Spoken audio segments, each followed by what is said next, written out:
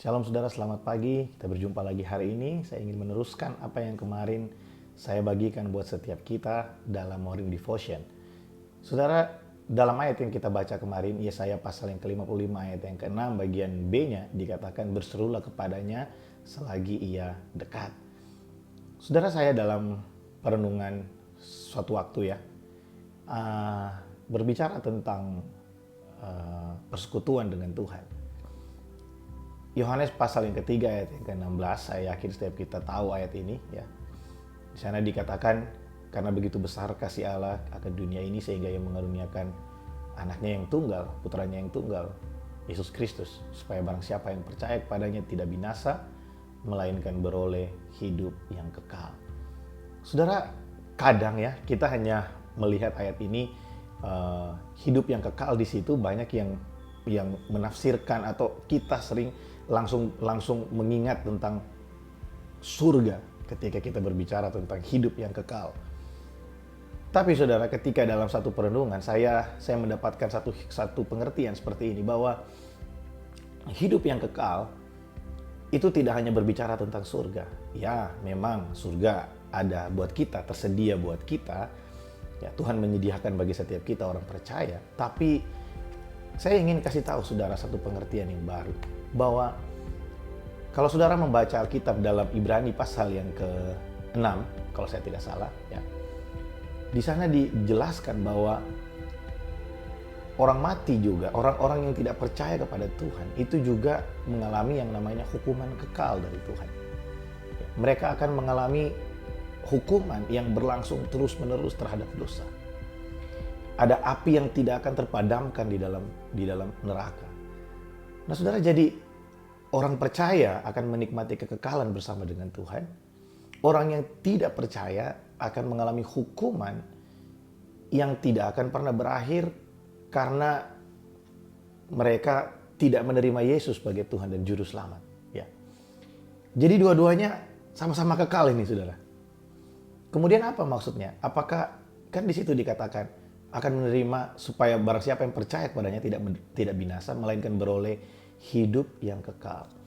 Ketika saya merenungkan ayat ini, saya dapat satu pengertian. Ternyata hidup yang kekal, hidup di situ bukan hanya berbicara tentang surga, tapi hidup di situ berbicara tentang sesuatu yang bertumbuh, yang berkembang menjadi lebih baik.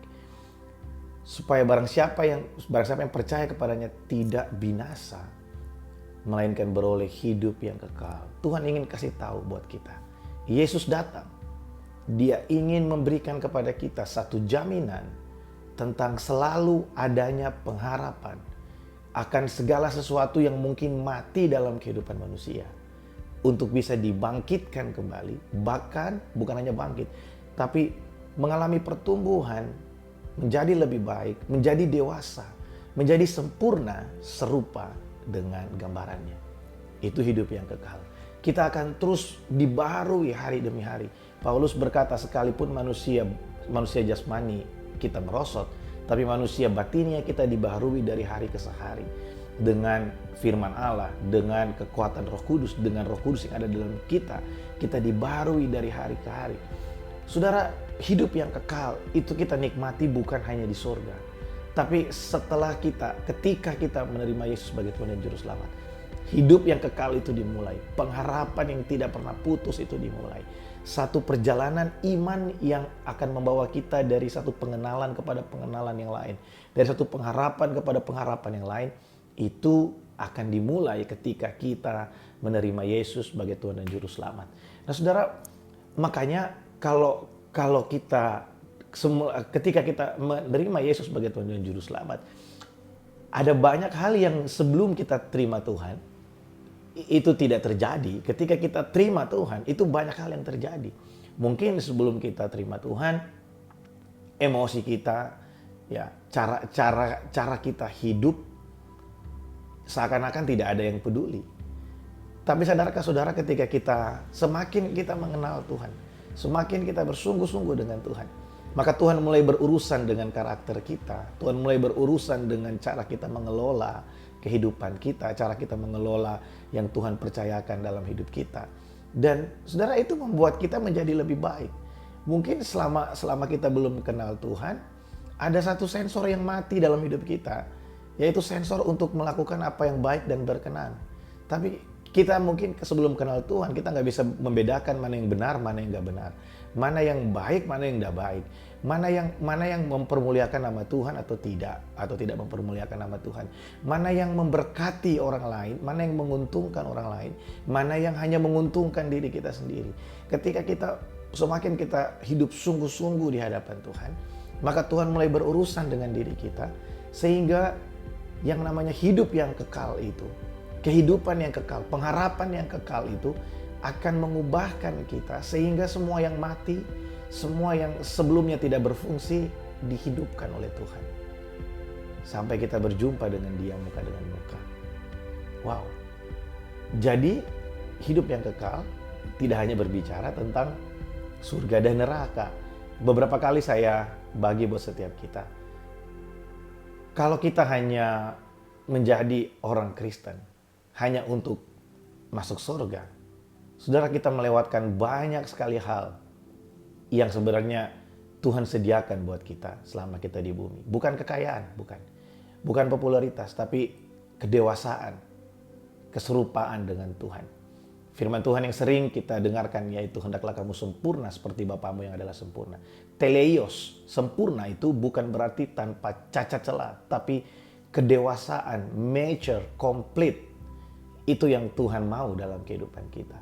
Makanya Dia menjanjikan hidup yang kekal, bukan kebinasaan. Saudara, orang yang tidak menerima Tuhan, orang yang menolak Kristus, mereka akan hidup di dalam kehidupan yang tanpa pengharapan. Orang yang tanpa tujuan, ya, tidak punya pengharapan, itu adalah satu keadaan yang sangat-sangat tidak baik, sangat-sangat buruk, saudara. Dan biar apa yang saya bagikan buat saudara hari ini mendorong kita untuk kita menyadarkan kita, untuk kita mengerti bahwa kemarin kita belajar, carilah Tuhan selama Ia berkenan ditemui. Tuhan berkenan atas kita. Tuhan memanggil kita untuk mencarinya. Karena Tuhan tahu di luar Tuhan kita nggak mungkin menemukan apa yang sudah Dia sediakan. Tuhan menyediakan bagi kita kehidupan yang kekal, pengharapan yang tidak akan pernah bisa habis dalam kehidupan kita. Selama kita masih melihat matahari pagi hari, selama kita masih bisa menghembus nafas setiap pagi, selalu ada pengharapan untuk kita terus menjadi lebih baik, untuk kita terus disempurnakan, untuk kita terus didewasakan, untuk kita terus dibawa dalam pengenalan yang lebih lagi akan pribadinya. Mari kita berdoa pagi hari ini. Tuhan, terima kasih, kami bersyukur buat firman-Mu. Kami bersyukur buat pengertian yang Tuhan berikan buat kami.